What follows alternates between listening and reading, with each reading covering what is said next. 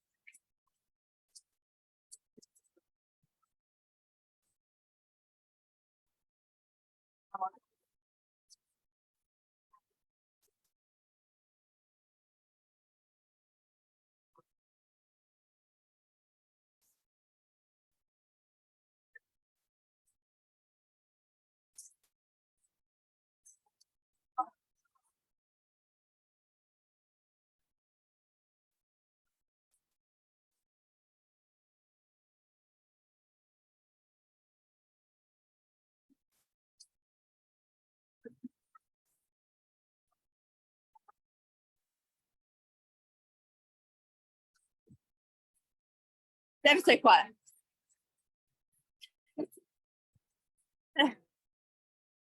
Right, thank you. It sounds like there were lots of nice things that people saw on the way.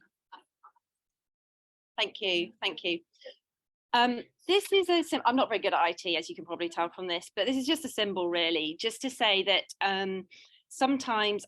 So I updated a senior colleague fairly recently about CAMHS Goes Wild and some other stuff, and he looked at me and he went, "Oh, I'm really pleased for you, because, you know, for so long it seems like you've been on your own in a desert waving a flag." And I thought I think it was a backhanded compliment, but he was actually right. And I think we can often identify with, sometimes it feels like we're waving a flag on our own. There's something that we know there's evidence for, we know there's something that we could be doing differently, but we don't have other people around us. So this is a bit of a journey of actually gathering other flag wavers, if that makes sense.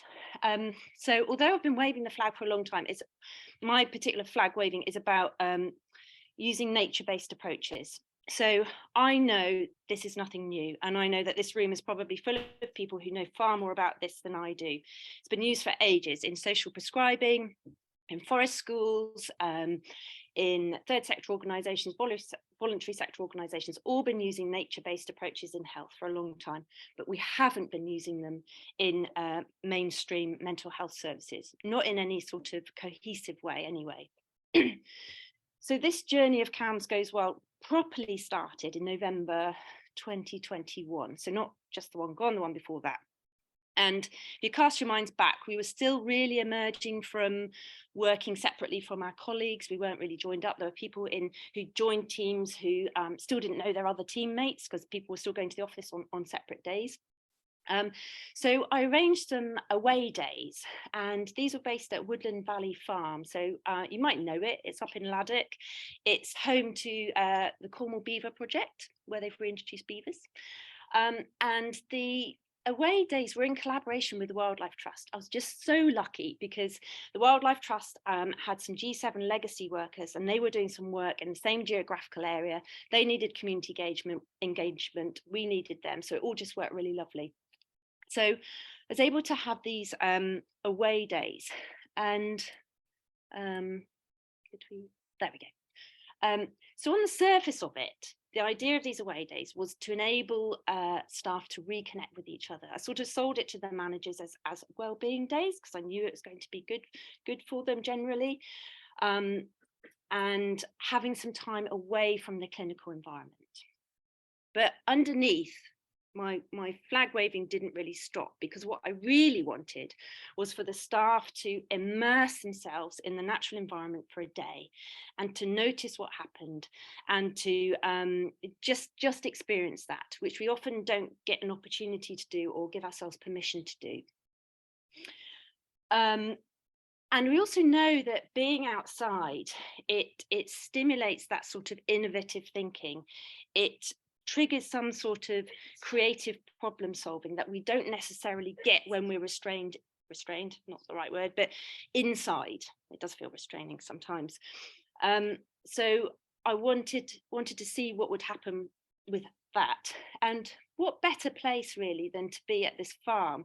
We can draw parallels from that environment. So I don't know if you're aware, but the beavers have been reintroduced, and they do their thing. They build their lodges. They basically divert the water course so that downstream it prevents flooding. And it's a bit like what Anna was saying at the start. It's that upstream intervention that solves the problems downstream. And quite often in our day work, we're so busy focusing on the problems in front of us and firefighting, trying to solve it, that we don't have that headspace. We don't have that capacity to stand back and to see what we can do upstream. And if we do look and see what we can do, there's often objections. It's uncertain. There's risks to be taken there. And if we wave the flag or we say something about it, we all often get people saying, oh, yeah, but what if? And that's exactly what happened with the Beaver Project, but it's been a success. So people could see that. And not only has it been a success, but the ecosystem around it is flourishing, it's thriving. So that's the other thing that we can take back to our work environment, is that there's unexpected benefits sometimes from these interventions. Next slide, please. Had lots of people go, basically. There was 2 days. The same thing happened on both days. 64 staff members from across different services of CAMHS, which was really quite good for an away day. And the next one, please. The day was divided up into workshops. So we had 4 workshops. You could choose one in the morning and one in the afternoon. We had the head of conservation for Cornwall Wildlife Trust, Cheryl, who's amazing. She took us, you could go for a walk around the farm, learn about sustainable farming, learn about the shifts that the farmers have had to take, but also thinking unconsciously in many ways about what we're putting into our bodies and what we're eating. You could choose to do nature-based arts and crafts if you wanted something like that. If you wanted something a bit more active, you could go into the beaver enclosure itself and help. There's loads of maintenance, from big lopping to low snipping. And there was also, we had a food forager, and he took us on another walk and helped us to identify foods that we could eat. And that was put into this amazing lunch. I just couldn't believe it. One of the G7 workers made lunch for everybody. So there's a wholesome, nourishing soup and fresh bread rolls. It was just incredible. I think she may have regretted offering to do that, but it went down very well. The other thing that we had was stick whittling. So the amazing conversations that just flowed when people were sat on hay bales and just whittling their sticks away. It was amazing. And I should have said, actually, one of the reasons that I had the capacity to plan these away days was that I'd managed to get some funding from the CR Clinical Research Network. And that was very specifically to try and increase our capacity and opportunities for our young people in mental health to participate in research, because we were doing nothing really much. So I wanted to get people to talk to me about what they thought about research and why we weren't doing it, what were the barriers. So that was the other reason why I was able to get these days off the ground. And a lot of that conversation happened whilst we were stick whittling, which was just amazing. I wouldn't have been able to get that out of people if I'd tried to go into the clinic and ask them about it. And then the days were closed with a lovely led nature-based mindfulness session. So it was nice days. Next slide, please. So my evaluation was very rough and ready. So I didn't really have any resources and I didn't really have any time or support to do it, but I knew it was really important to capture it. So this is back of post-it note stuff. So at the start and the end of the day, I did ask everybody just to take a moment and to think and write down a couple of words of how they felt. So at the start of the day, there was all this kind of excitement, a bit of anticipation, apprehension, curiosity. People were thinking, why has Beth brought us to a farm? What's she going to make us do here? There's all this kind of not so sure. If you could go to the next one, please. At the end of the day, there was a definite shift. People felt relaxed, but they felt re-energized. They felt tired, but in a nice way. Next slide, please. I also asked people to rate themselves out of 10 how connected they felt to nature. This is not a validated score. This is just people thinking about how connected they felt in that moment. There are validated scores of connectedness to nature, and they're, pardon? From the 15 minutes. Oh, 15. am I? Oh, okay. Oh dear. So there are, oh, my watch isn't working then. So this is important because we know that being outside in nature is beneficial to us in many ways, but we're still understanding how that is happening, and one of the routes might be through this connectedness to nature. So spiritual, emotional, physical connectedness. So I just wanted a glimpse of that. Next slide, please, and the next one, please. So I also had silent conversations. So these were just bits of paper around the farm. I wanted people to be able to write their ideas, blue sky thinking if they had it, but just say what they're thinking. Sometimes people think their ideas are too small or they're too big, but what was coming up were these themes. So they weren't really asking the world. Concentrate on support staff well-being, collaborate with outdoor organizations, bring patients to events like this. And the next one, please. And then what if? We could work outdoors sometimes. We did therapy outside. We took regular breaks at work, and then just click through all of those. So you get the gist of it. These aren't self-selected. These are actual things that were coming out of them. And so it's like, yes, this is really happening. I wasn't stood there telling people to think like this. They had gone there, they had immersed themselves in the day, and they were coming out with this themselves. And the next one, please. And then these were the other headings. Today I've noticed my thoughts and I wonder why. And what I noticed about this was that there was a shift from people actually taking it in and noticing how different they were feeling, how different they were thinking. And they were also wondering, oh, how can I take this back to my day-to-day life? So there's a bit of a behavioural sort of nudge shift, whatever you call it, that went on in that day. And they were also thinking, how can I take this to my clinical work? So I was like, again, amazing. And the next one, please. And of course, I just had to put this here, and I didn't write this myself, but it's great. And then the next one, please. So wonderful. I evaluated it. I told the managers, I sort of said, this is working. This is what people want. What do we do next? So the next one. Well, what happened next was, because of part of my research funding with the CRN, I'd also been given permission and a bit of time to embed myself in research networks. I'd never had that opportunity before, surrounded by really clever people doing really clever stuff. So every opportunity I was waving that flag just to see what their response was, and it was positive. So I got offered a research associate post for a year. So I'm being paid a day a week, or I was being paid a day a week, to work up the project of, is it acceptable and doable to offer a nature-based approaches in Cornwall CAMHS? They were interested in the process. They had me as a bit of a guinea pig, really. How do you get from there to there? What are the barriers? What are people going to say? So next one, please. So, and I don't expect you to be able to read this, but I just went back to kind of, is this just my idea? Why are people doing this? Why is this really useful? And just to remind ourselves that Cornwall has huge areas of deprivation. We have at least 46 neighbourhoods in Cornwall are in the top 20% most income deprived in England. That's 2019. So we know that socioeconomic deprivation is associated with severe mental health disorder in children and adolescents. But we also know that contact with nature and green space can benefit children and adolescents' mental health. But in those most economically deprived areas, the green space appears to be of poorer quality, or there's less access to it. Everybody here knows that poor mental health is associated with poor physical health. It's poor health, and that improving physical activity can improve outcomes. I really don't need to tell you that. But by being in green space, we increase our physical activity. So it's all linked. And when you take this to people who are the important decision makers, it's much more of a, why on earth aren't we doing this already? Why on earth aren't we utilising this benefit? Why are we working in the way that we are working? So next slide, please. So did our staff want to work in a different way from our rough and ready survey? Yes, they probably did. Okay, 50 people responded, and 88% of them would like to work in a nature-based way. We know, again, that's self-selected. Next slide, please. And then just click through these. So how was I going to change this? How was I going to do this kind of process?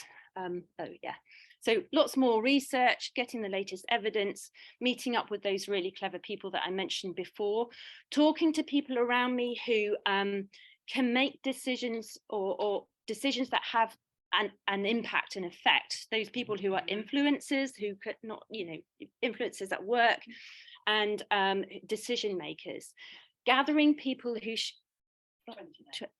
20. Okay, gathering people who are share the same understanding, and also people who have the energy, the enthusiasm, and potentially even better, a bit of time to support it. So what happened? And then, amazingly, I got a whole clinical team who volunteered to try it out. So absolutely perfectly placed. And it felt like actually there's lots of people around us now waving the same flag. So wonderful. And then the plan is, and the next one, please, we're offering an introductory Nature World training to all CAMHS staff in an away day format, but facilitated by the Natural Academy. There's also higher level facilitated training going on for the guinea pig team that are going to be doing it, the trial team. It's not a pilot, but they are testing it out for us. We're going to be consulting more with our children, young people and families. Thank you, James. And we'll be doing some changes to the waiting rooms as well. We haven't got much money, but there's stuff we can do. And it's already opening the doors to other opportunities. So that was wonderful. And I thought kind of, yes, we're really on the way. And then Penark, who are paying for me currently, sort of have been so supportive all the way through. And they've gone, actually, we think you've got a research project here. We think you've got enough data, we can evaluate this. So now what they are doing is submitting ethics application for us, and we are going down the research route of evaluating the impact of the training, which is amazing. And I could never have thought that was going to happen a year ago, but it's gone from being, oh yeah, just it's all about the process, no, this is for research now. And James is going to talk a bit about that. So thank you.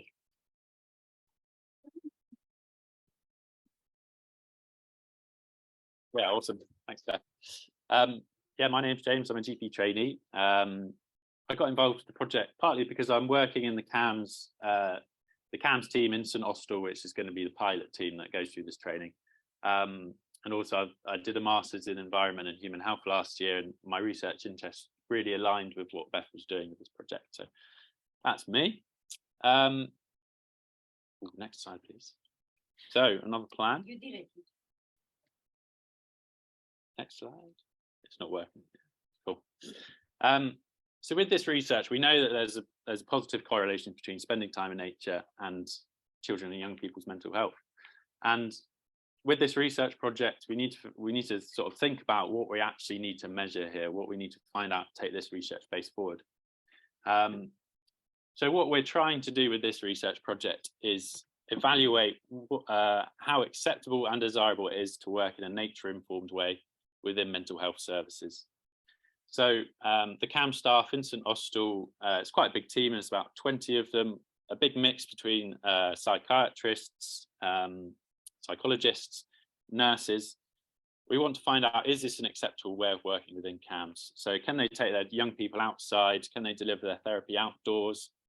Can they take them out of this quite oppressive clinic room space into a space that's much more conducive to positive therapeutic relationship for children with ADHD or people that are anxious in that sort of typical clinic room space? We also want to find out about the barriers to doing so. So if it's raining in Cornwall and it's cold in the winter, is that going to stop the young people wanting to go outside for their therapy? That's the sort of thing that we want to find out about.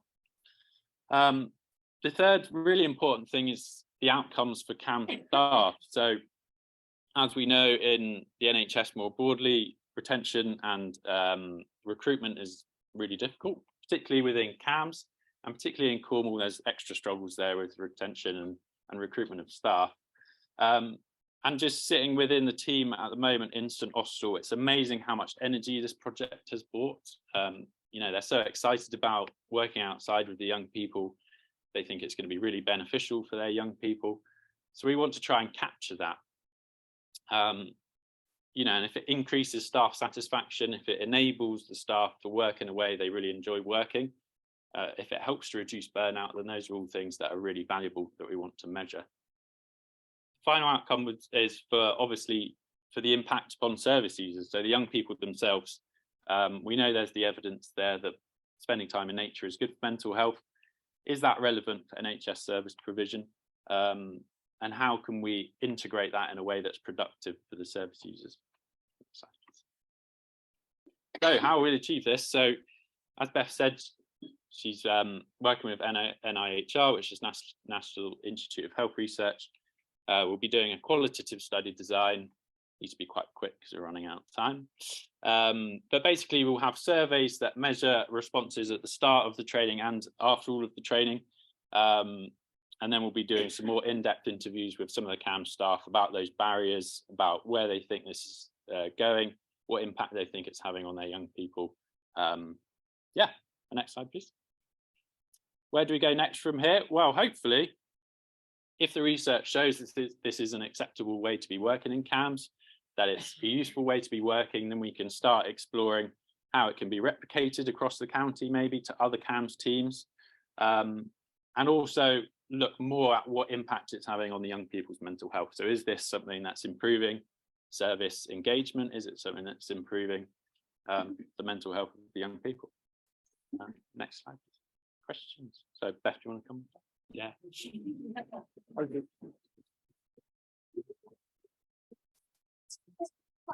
Which is standing up, hands above your head, because we're just standing like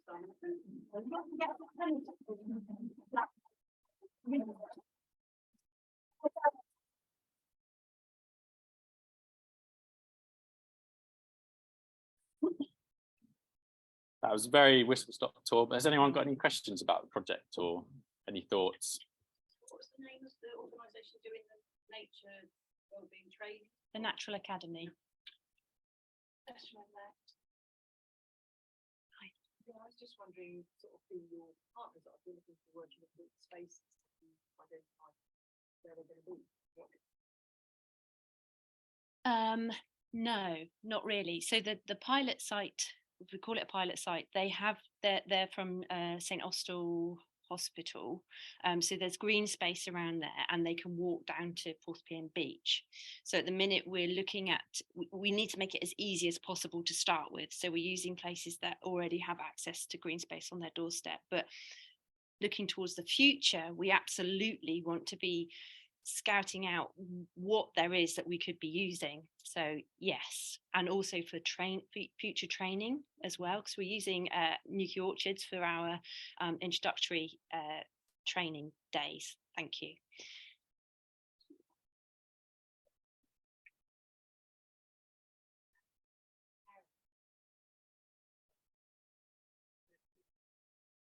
Yeah, thank you. That's a really, really good point, and I kind of missed that off when I got a bit surprised by the time. So the team, the St Austell team, and James will be able to speak more to this. They're already collecting anecdotal evidence from the young people. So, for example, one young person who wouldn't ordinarily be able to attend appointments, but is only attending them because they're able to sit outside. Or the one that's able to engage with the therapist because they're on the beach. So we're collecting stuff like that. James is doing a couple of more focused days with 2 specific families. And then from there, we're fully intending to have a launch day informed by the young people to collect even more stuff. So absolutely, we are. I'll just add to that, a lot of the clinicians in the team are already working in a similar way. They're taking their young people down to the beach, they're going for walks instead of being in the clinic space. And anecdotally, they're finding it's very helpful working with the young people. Someone that's very anxious in a clinic room setting might be a lot easier to have a talk with a therapist, on a walk. Simple stuff, but it's working really well already. I was just wondering, has that been since the training, or people doing that prior to the idea being introduced? That's prior to the idea. This training will hopefully give it more structure and enable people to do it in a more informed way. And that's what we're really evaluating as well, is how effective the training is in taking that further and helping people to do that. So it's a really good point. So obviously it's sort of, there's a bias there already. We had to go for a team that were very enthusiastic and energetic for it to start with.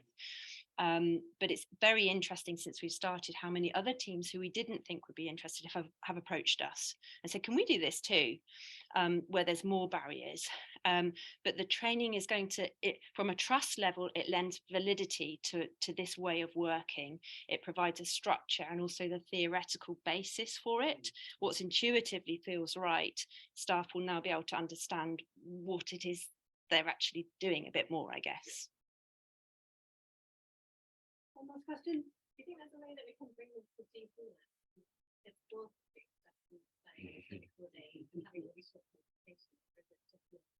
Yeah, I think it could go anywhere.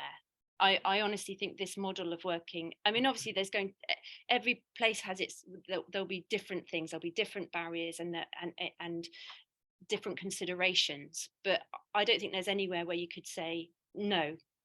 But it's just thinking around it, because so our eating disorders team have approached us, and that's not a group of young people who you would think would necessarily be able to go outside and do physical activity or tolerate the cold. So I think we are very much in that process of understanding how can we facilitate this in many other ways.